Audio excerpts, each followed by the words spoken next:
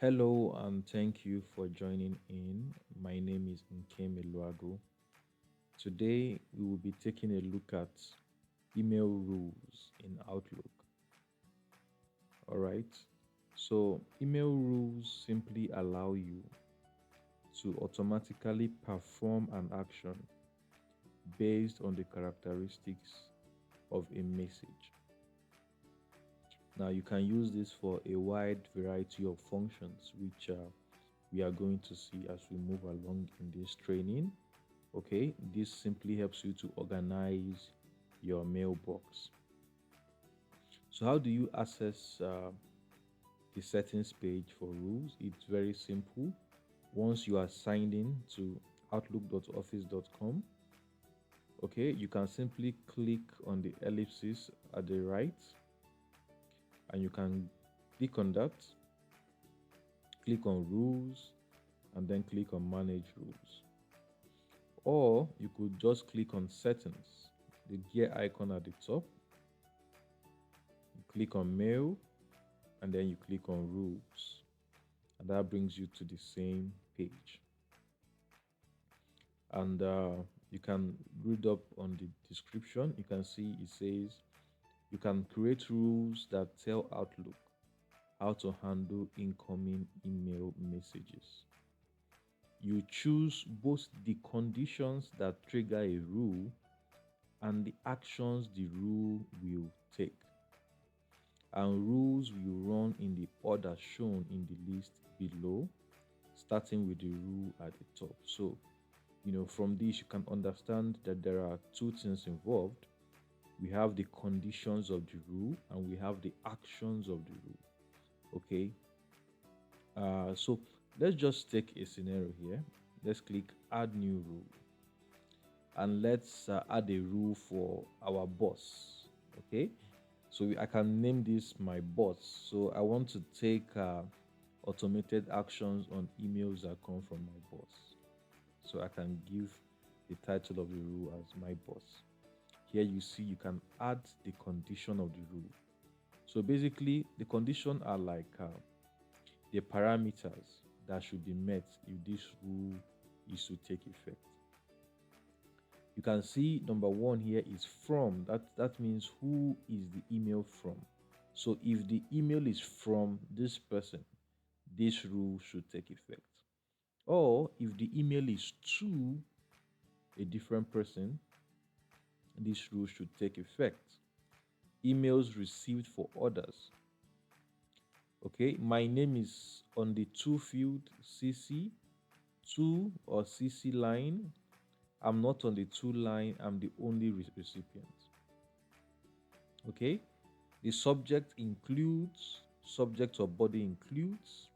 You can also search, put a condition by keyword.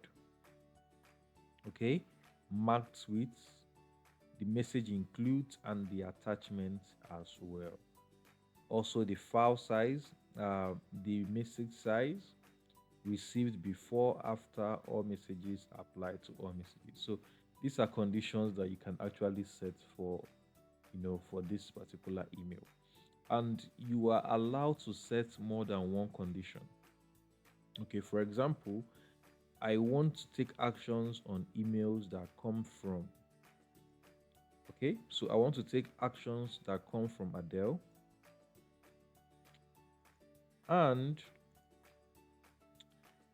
actions that come from Adele to, okay, to me in this case. Okay, and the subject includes invoice. So do you see how we set more than one condition for our mail rule in this instance?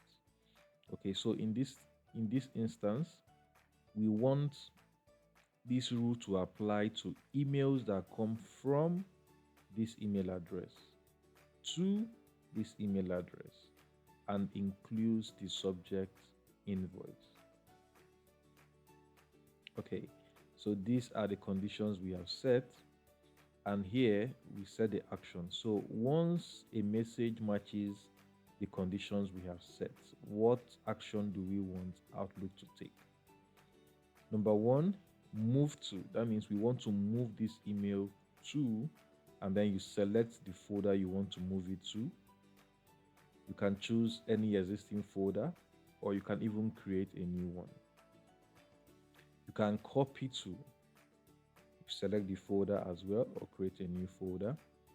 You can delete, pin to top, mark as read, mark as junk, mark with importance. You can route to forward to, and redirect and forward as attachment. Okay, so let's say, okay, let's use the option that says mark as read. So it means if the email matches this condition, we want to mark it as read. We can even add another condition that says pin to top. Okay, so mark the email as read and pin it to the top. And you can even add an exception. That means, okay, so I want this rule to take effect on this condition, except, then you add the exception here, except if, okay, the keyword, let's say the keyword includes, for our purpose, let's say security. Okay, so do you understand what we just did? Okay, we set a condition. We set three conditions, actually, from, to, the subject includes. We set the actions, and here we are adding an exception. Okay, that means this rule should take effect except if the message body includes the keyword security.